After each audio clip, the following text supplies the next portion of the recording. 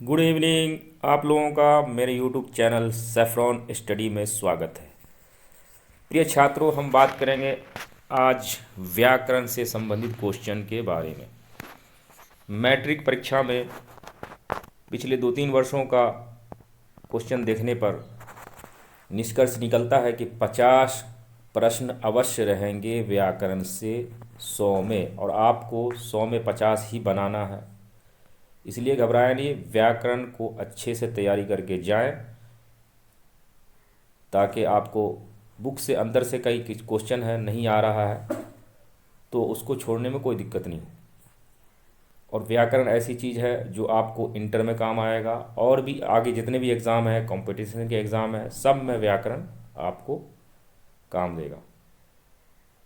और साथ ही साथ 50 को मार्क लाने में हमको आसानी भी हो आएगी।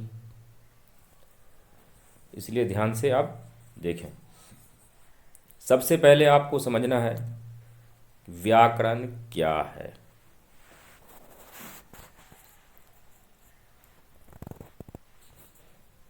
किसी विषय का अध्ययन प्रारंभ करने के लिए पहले उस विषय की परिभाषा जान लेना आवश्यक है। मतलब वो विषय है क्या, उसको जानना है, वो कैसा है, क्या है।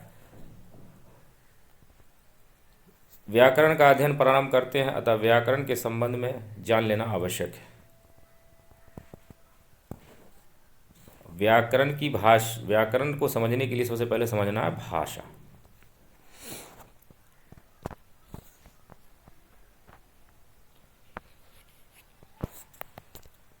जिसके द्वारा मनुष्य अपने मन के भावों को लिखकर या बोलकर दूसरों पर प्रकट करता है, उसे भाषा कहते हैं। मतलब अपने मन की बात, दिल की बात, इच्छा प्रकट करना भाषा कहलाता है। भाषा दो प्रकार का, एक लिखित रूप में, एक सांकेतिक रूप में होता है, इशारा। अब किसी भी भाषा को सही से बोलने और लिखने के लिए व्याकरण की ज़रूरत है। व्याकरण बताता है कि भाषा का इस्तेमाल हम कैसे करें शुद्ध शुद्ध रूप में। व्याकरण उस शास्त्र मतलब किताब को कहते हैं जिसके पढ़ने से मनुष्य शब्दों की व्युत्पत्ति, शुद्ध शुद्ध लिखना बोलना सीखता है। अब चलिए, व्युत्पत्ति का मतलब होता है बनावट, कहाँ से आया, कैसे बना। शुद्ध शुद्ध मतलब सही सही।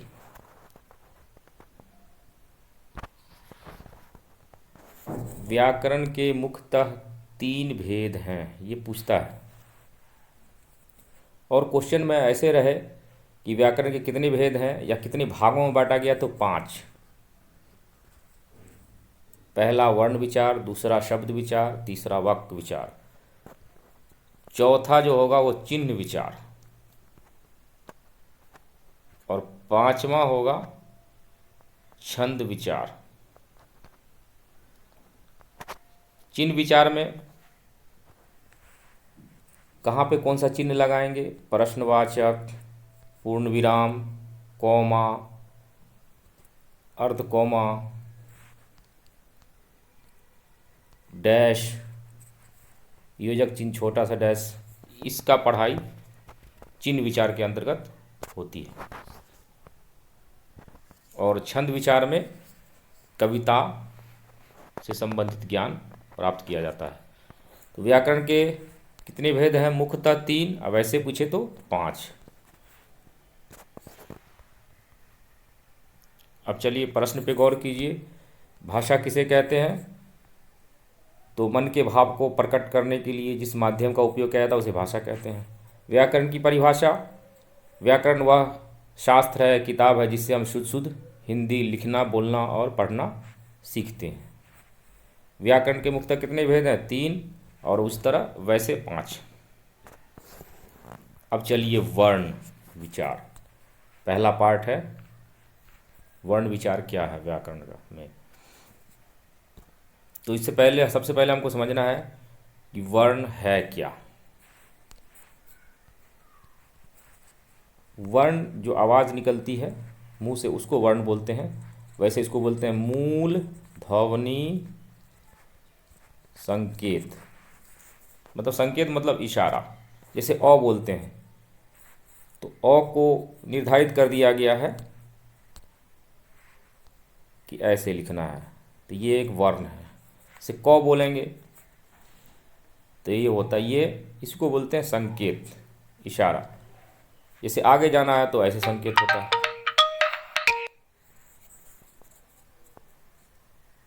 पीछे जाना है तो ऐसे संकेत होता है। ये सब संकेत है, तो ये भी एक संकेत है, ये भी एक संकेत है। तो इसी तरह वर्ण की परिभाषा निर्धारित होगी कि वर्ण क्या है। तो मूल ध्वनि संकेत को वर्ण कहते हैं। वर्णमाला, वर्णों के समूह को वर्णमाला कहते हैं। जैसे क से लेके अक्षर त्र ज्ञ अंगों तक क्या कहलाएगा? वर्णमाला। अब हिंदी वर्णमाला में कितने वर्ण हैं कुल? तो 52 वर्ण हैं। अब चलिए वर्णों के भेद। तो वर्ण के कितने भेद हैं? 2 भेद हैं, स्वर वर्ण, व्यंजन वर्ण। स्वर वर्ण को बोलने में कम समय लगता है, व्यंजन वर्ण को बोलने में अधिक समय लगता है। स्वर वर्ण किसे कहते हैं? जो अक्षर बिना किसी दूसरे अक्षर की सहायता से स्वयं अपने से बोले जाते हैं, उन्हें स्वर वर्ण कहते हैं। जैसे अ आ ई उ ए ऐ ओ औ री, ये स्वर है। व्यंजन वर्ण, जो अक्षर स्वर की सहायता से बोले जाते हैं उन्हें व्यंजन वर्ण कहते हैं। जैसे क च ट त प फ य ह।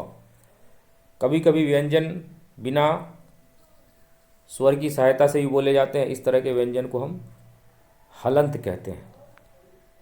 जैसे म प ल त द, ये हलंत इसलिए कहेंगे, जैसे त लिखते हैं तो ये त है, ये व्यंजन है। इस पे ऐसा निशान जब लग जाएगा तो हलंत हो जाएगा। मतलब जल्दी बोलना है इसको। प स्वर की जरूरत नहीं पड़े, मतलब प के बाद अ नहीं आवे, तो ये हलंत है, इसको बोलते हैं हलंत। अब चलिए स्वर। उच्चारण के विचार से स्वर के 3 भेद हैं, हर्षव, दीर्घ, पलुत। हर्षव मतलब छोटा, दीर्घ मतलब बड़ा, पलुत उससे भी बड़ा। हर्षव स्वर में कौन कौन आएगा? अ आएगा, छोटा ई, छोटा ऊ और री, हर्षव स्वर।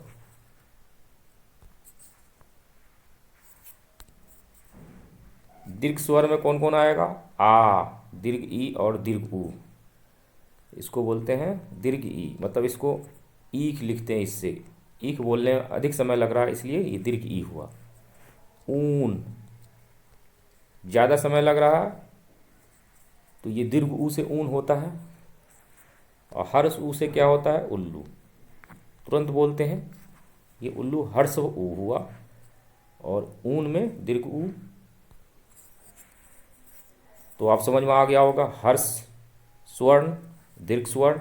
पलुत देख लीजिए, ऐसा वर्ड रहे तो इसको हम पलुत कहते हैं। जैसे हे राम, अब मौ बोलने में भी थोड़ा अधिक समय लगता है, ये ऐसा शब्द पलुत कहलाता है।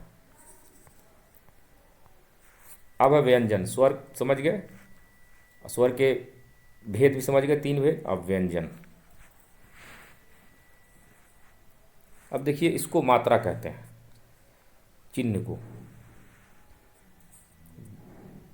डैश है, ये लकीर सीधी है, ये ऐसे है, ये हर्ष ई का मात्रा है, ये दीर्घ ई का मात्रा होता है ऐसे।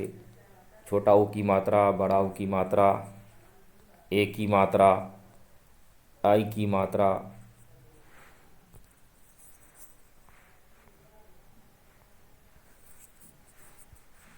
अब मात्राओं का प्रयोग देखिए, तल और तल, इसमें आ की मात्रा लगी हुई, ताला। तिल में ई की मात्रा है, तीन, दीर्घ ई की मात्रा है, तुम। हर्ष ऊ की मात्रा, तूल, दीर्घ ऊ की मात्रा, त्रिन, री की मात्रा है इसमें, तो इसमें री की मात्रा और 9, त्रिन। तृष्णा, तो री की मात्रा आधा मूर्धन स नौ करना। तो में री की मात्रा श और नौ संयुक्त, इसको बोलते हैं। एक आधा रहेगा एक पूरा रहेगा तो उसको बोलेंगे मूर्धन श और मूर्धन नौ संयुक्त आकार तृष्णा। हिज्जा करना सीख लीजिए। अब बहुत इंपॉर्टेंट चीज पर नजर दीजिए। ये बहुत क्वेश्चन पूछता है। व्यंजन वर्ण को 7 वर्गों में बांटा गया, भेद नहीं है, वर्ग, 7 क्लास, 7 टाइप में बांटा गया है। एक कवर्ग किसको बोलते हैं? क से लेके अंग। चौवर्ग में क्या क्या है? चौ से लेके यों तक, चौ छ जौ झ यों अंगम यों। टौ वर्ग में क्या क्या आएगा? टौ ठौ डौ ढौ नौ। तौ वर्ग में तौ थौ दौ धौ नौ। इसको बोलते हैं मूर्धन नौ। इसका उच्चारण मूर्धा से होता है, हल्का, इसको बोलने में हल्का रौ जैसे बोलते हैं, रौ जा गड़ा र। तौ वर्ग में तौ थौ दौ धौ नौ, इसको दंत नौ बोलते हैं। यहाँ पर जुबान दांत से टकराता है। इस सारे अक्षर को बोलने में, बोल के देख लीजिएगा, त थ द ध न, जुबान का नोक जो है वो दांत से जरूर टकराएगा हल्का। ट वर्ग, च वर्ग, अब चलिए प वर्ग, प फ ब म म। इसको बोलने में दोनों ओष्ठ जो है चिपक जाएगा। ओष्ठ मतलब होठ। एग्जाम में क्वेश्चन पूछेगा प का उच्चारण स्थान कहाँ है, तो ओष्ठ होगा। प फ ब भ म, फ का उच्चारण स्थान ओष्ठ, ब का उच्चारण स्थान ओष्ठ, भ का उच्चारण स्थान ओष्ठ, म का उच्चारण स्थान ओष्ठ। ट्रिक यही है कि आप बोल कर देख लीजिएगा कि कहाँ जुबान जा रहा है। अंतस्थ, आप वेरी इंपॉर्टेंट चीज़ देखिए, ये यहाँ से क्वेश्चन बड़े बड़े कॉम्पिटिटिव एग्जाम में होते हैं। अंतस्थ वर्ण क्या क्या है, योर अलावा, बस ये चारों को याद रखना है। ऊष्म वर्ण, ऊष्म वर्ण कौन कौन है?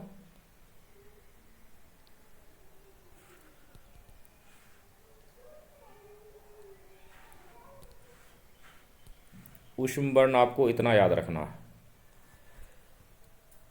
तालब श, मूर्धन स, दंत स, ह को ऊष्म वर्ण कहते हैं।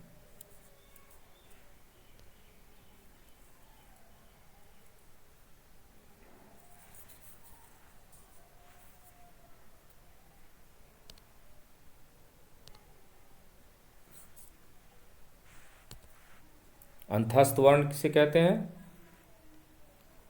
योर अलावा को अंतस्थ वर्ण, और तलब श, दंत स, मूर्धन स, ह को ऊष्म वर्ण।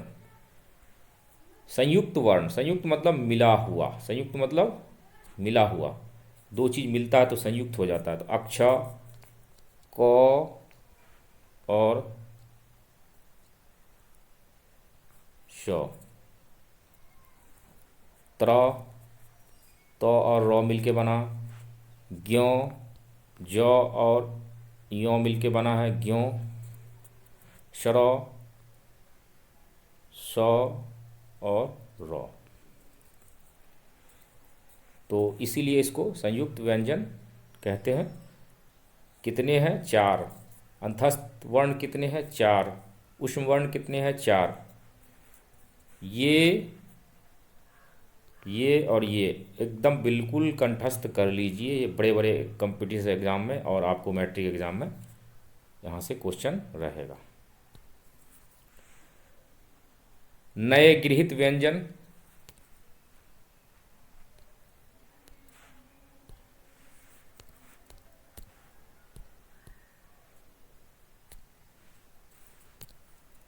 नए गृहीत व्यंजन मतलब नए व्यंजन लिए गए हैं, वो बड़ा रौ और ढ। बड़ा रौ का उपयोग ये सड़क में होगा, आप एग्ज़ाम में लिख देंगे सड़क को ऐसे, तो यहाँ पे आपके मार्क कम हो जाएंगे। कॉपी चेक करने वाला बहुत गौर करता है भाषा के एग्ज़ाम में कि सही उच्चारण है कि नहीं। अगर आप अध्ययन करते हैं अपने बुक का सही से तो ऐसी गलती नहीं करेंगे। हाँ, अयोगवाह भी रहता प्रश्न में। अयोगवाह अंग और अह को अयोगवाह बोलते हैं। अब देखिए अल्पप्राण और महाप्राण। अल्पप्राण सीधे समझ लीजिए, क ख ग अंग च ज यों को अल्पप्राण कहते हैं। महाप्राण ख घ छ झ ठ ध थ फ भ। अब इसको महाप्राण क्यों कहा गया, वही संयुक्त का इसमें बात है। ख जो है संयुक्त है, ख मिल के बनता है क प्लस ह, तो जो संयुक्त हो उसको महाप्राण करेंगे, जो संयुक्त नहीं है उसको कहेंगे अल्पप्राण। बस इतना समझ के याद रखिए। अब देखिए उच्चारण स्थान, यहाँ से क्वेश्चन अवश्य रहता है, मैट्रिक हो, इंटर हो या कोई भी कॉम्पिटिटिव एग्जाम। तो कंठ से कौन कौन सा निकल रहा है, आ क ह और विसर्ग। विसर्ग मतलब जिसमें ह लगा हो, अतः, ये विसर्ग होता है, फलतः। कंठ से याद रखिए इतना। तालु से छोटा ई बड़ा ई चौवर्ग और य और तालब श, ये तालु से है। चौवर्ग का मतलब समझ जाइए, चौ छ जौ झ, इसको तवर्ग बोलते हैं। मूर्धा से री ट वर्ग ट ठ ड ढ न मूर्धन न और मूर्धन श। मूर्धन श और मूर्धन न पूछे तो ये तो तुरंत जवाब आ जाएगा, इसका उच्चारण स्थान मूर्धा। मूर्धा तालु से ऊपर का स्थान कहलाता है। दंत मतलब जुबान दांत से टकराएगा ही यहाँ पर, तो लिडी, ये ल नहीं है, ये है त वर्ग त थ द न ल और स, इसका उच्चारण स्थान है दंत। ओष्ठ बता चुके अभी, प वर्ग प फ ब म, छोटा ऊ और बड़ा ऊ, ओष्ठ से। कंठ और तालु दोनों से, ये नहीं पूछता है, याद रखिए ए आई। कंठ और ओष्ठ से इसको बोलेंगे संयुक्त करके कंठोष्ठ, ओ औ। दंतोष्ठ, दांत और ओष्ठ दोनों का उपयोग होगा व में, व का पूछता है, व का उच्चारण स्थान दंतोष्ठ। दांत प्लस ओष्ठ भी हो सकता है ऑप्शन में। अनुनासिक, जिसका उच्चारण में नाक से आवाज आती हो। अंग य मूर्धन न अमो, हल्का आवाज नाक से यहाँ आएगा ही। आप चलिए, इंपॉर्टेंट सेगमेंट है, ये पार्ट है व्याकरण का और एग्जाम की दृष्टि से भी महत्वपूर्ण है। संधि। संधि दो वर्णों के मेल से पैदा होने वाले विकार को कहते हैं। अब विकार क्या है, विकार मतलब कमी, बीमारी, ठीक है, ऐब, इसको हम विकार कहते हैं। वर्णों के मेल, वर्णों के मेल मतलब क ल, ये वर्णों का मेल हो गया। तो दो वर्णों के मेल से जो विकार मतलब अलगाव, एक अंतर उत्पन्न होता है, उसे क्या कहते हैं, तो संधि कहते हैं।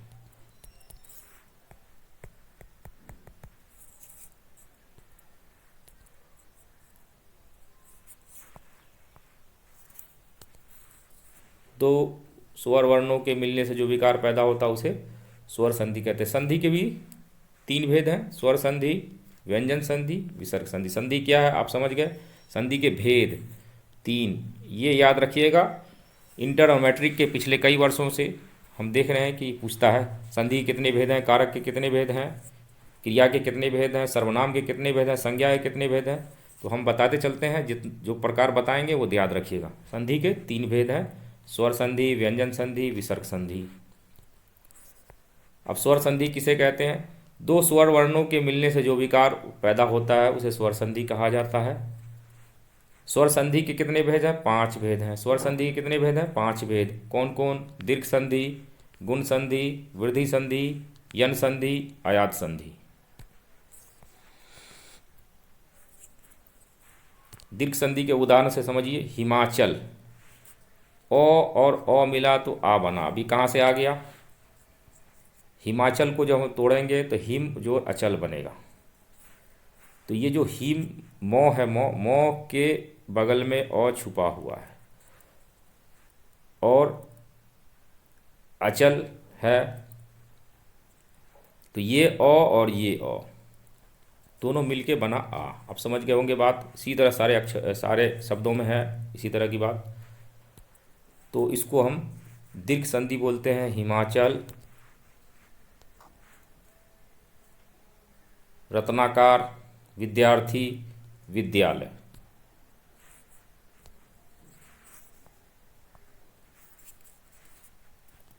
फिर दूसरी तरह की रचना देखिए, दीर्घ ई दीर्घ ई दीर्घ ई और ई मिलके बना एक दीर्घ ई, या दूसरा हर्ष ई, ये मिलके भी दीर्घ ई बनेगा, यानी कि उससे बड़ा नहीं हो जाएगा, दीर्घ कहलाएगा। अब दीर्घ ई से कैसे बन रहा शब्द, गिरिंद्र, ग्रीश, महेंद्र, महेश्वर, ये दीर्घ संधि के उदाहरण है। संधि विच्छेद देख लीजिए, विच्छेद मतलब उसको तोड़ना। एग्जाम में संधि विच्छेद पूछा है, गिरिंद्र का संधि विच्छेद क्या होगा, ऑप्शन में रहेगा गिरिज और इंद्र। इसी गिरी को रौ में दीर्घिकार कर देगा, वो गलत हो जाएगा, वो नहीं होगा। तो ध्यानपूर्वक देखिए, गिरिंद्र, गिरिजोर ईश, गिरीश नहीं, गिरिंद्र, गिरिजोर इंद्र,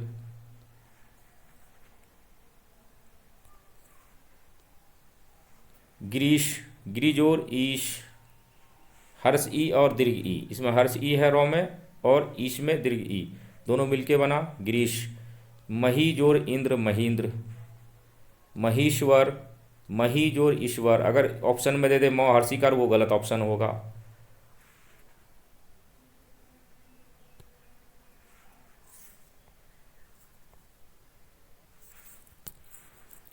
विधुदय, विधु जोर उदय, लघुर्मी, लघु जोर उर्मी, वधुत्सव, वधु जोर उत्सव, वधु में दीर्घकार है, याद रखिएगा। वधु, भूधर्व, भू जोर उधर्व।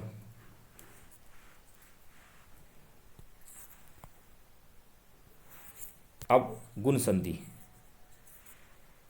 जब आकार या जब औकार या आकार के बाद हर्षव ई या ई आए तो दोनों के स्थान पर ऐ हो जाता है, इसे गुण संधि कहते हैं। अ और ई मिला, जैसे भारत जो इंदु, तो भारत के लास्ट में जो है अ है और इंदु के शुरू में ई है, तो अ और ई मिला तो क्या बनेगा, ए। इस तरह से देख लीजिए और इसको याद रखने का प्रयास कीजिए। भारतेंदु, भारत जोर इंदु, गणेश, गण जोर ईश, महेंद्र, महाजोर इंद्र, रमेश, रमाजोर ईश। ये गुण संधि के उदाहरण हैं। अब गुण संधि का कोड वर्ड आप याद रखिए, ए। सब में देखिए ए छुपा, भारतेंदु में ए छुपा है, गणेश में ए छुपा है, महेंद्र में ए छुपा है, रमेश में ए छुपा है। तो गुण संधि ए।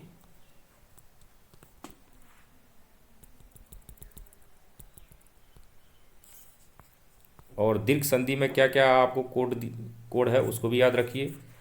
तो गुण संधि का कोड, दीर्घ संधि का, एक तो आ था और उ, ये दोनों ट्रिक याद रखिए, आ और उ दीर्घ संधि। गुण संधि ए। अब स्वर संधि, दो स्वर वर्णों के मिलने से जो विकार पैदा होता है उसे स्वर संधि कहा जाता है। स्वर संधि के 5 भेद, दीर्घ संधि, गुण संधि, वृद्धि संधि, यण संधि, आयात संधि।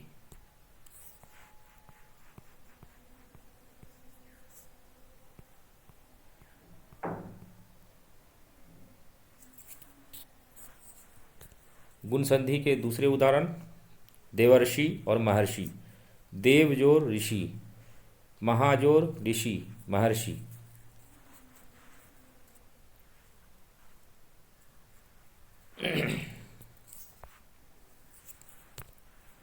चंद्रोदय, चंद्र जोर उदय, जलोर्मी, जल जोर उर्मी, महोत्सव, महाजोर उत्सव, गंगोर्मी, गंगा जोड़ उर्मी।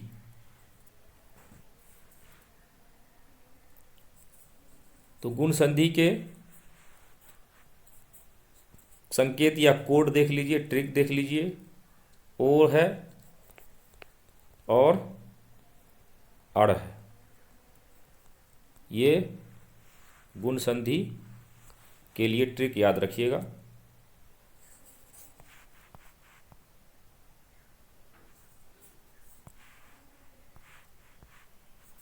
वृद्धि संधि सबसे पहले ट्रिक देखिए।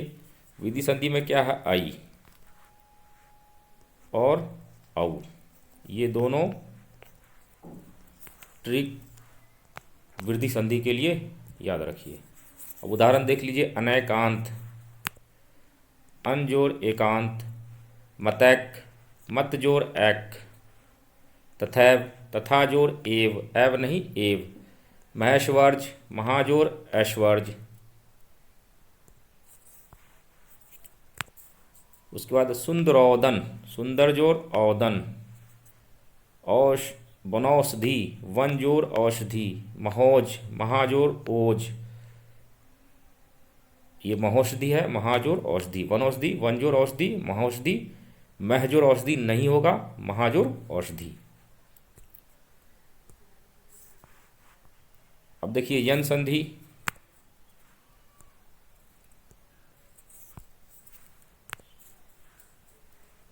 स्वागत, वधवागमन, ये यन संधि का उदाहरण है। यन संधि में कोड है ए, ये नहीं उदाहरण है, ये अन्वय और अन्वेषण। कुछ शब्दों को माइंड में रख लीजिए, इसका ट्रिक नहीं बन पाए। अन्वय, अन्वेषण, स्वागत, वधवागमन, ये यन संधि के उदाहरण है। अनुजोड़ ए, अन्वय, अन्वेषण, अनुजोड़ एशन, स्वागत, सुजोड़ आगत, वधवागमन, वधु जोड़ आगमन, वधवागमन। उ और उ को छोड़कर असमान स्वर हो तो उ और उ के स्थान पर व हो जाता है। तो ये याद रख सकते हैं यन संधि के बारे में। यो, स्वागत, सुजोड़ आगत, अन्वय, अनुजोड़ ए, अन्वेषण, अनुजोड़ एशन, वधवागमन, वधु जोड़ आगमन।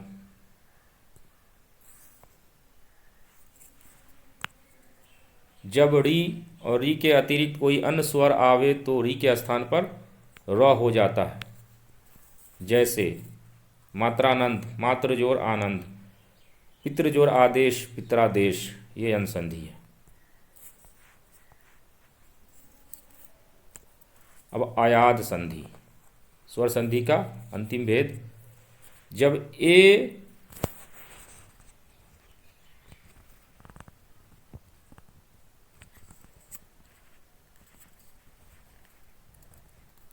आई ओ औ के बाद कोई अन्य स्वर हो तो इनके स्थान पर क्रम से ए, आय, औ, आव हो जाता है।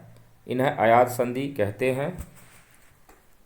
ने जोड़ अन नयन, पो जोड़ अन पवन, गई जोड़ अक गायक, नव जोड़ इक नाविक, ये आयात संधि के उदाहरण है। कुछ उदाहरण से ही माइंड में बैठा लीजिए कि ये संधि है। आयात संधि के उदाहरण गायक, नाविक, नयन, पवन। अब नयन में देख लीजिए, नौ जोड़ यन, साधारण रूप से हम लोग बोलेंगे ने जोड़ अन है, पवन पो जोड़ अन, गायक गई जोड़ अक, नाविक नव जोड़ इक।